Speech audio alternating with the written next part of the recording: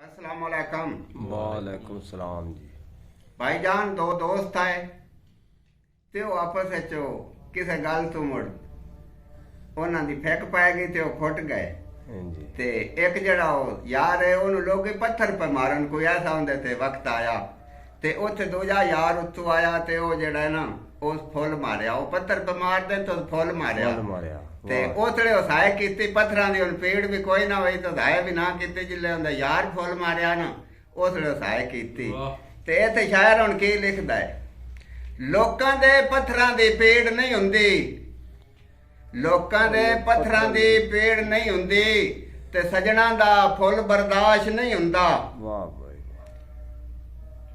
ਲੋਕਾਂ ਦੇ ਪੱਥਰਾਂ ਦੀ ਪੀੜ ਨਹੀਂ ਹੁੰਦੀ ਤੇ ਸਜਣਾ ਦਾ ਫੁੱਲ ਬਰਦਾਸ਼ਤ ਨਹੀਂ ਹੁੰਦਾ ਤੇ ਲੋਕਾਂ ਦੇ ਪੱਥਰਾਂ ਨੂੰ ਵੇਖ ਕੇ ਸੱਜਣ ਚਾ ਫੁੱਲ ਮਾਰੇ ਤੇ ਇੰਜ ਪਿਆਰ ਵਿੱਚ ਰਾਸ ਨਹੀਂ ਹੁੰਦਾ। वाह भाई वाह।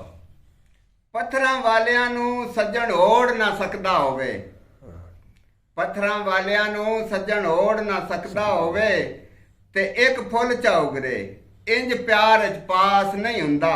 वाह भाई वाह। ਅਕਰਮ ਕਾਦਰੀ ਪੱਥਰ ਸੱਜਣ ਨੂੰ ਲੱਗਦਿਆਂ ਸੱਜਣ ਮੋਢੇ ਨਾਲ ਖਲੋਤਾ ਹੋਵੇ बताओ। ਤੇ ਇੰਜ ਸੱਜਣ ਕਦੀ ਉਦਾਸ ਨਹੀਂ ਹੁੰਦਾ। वाह जी।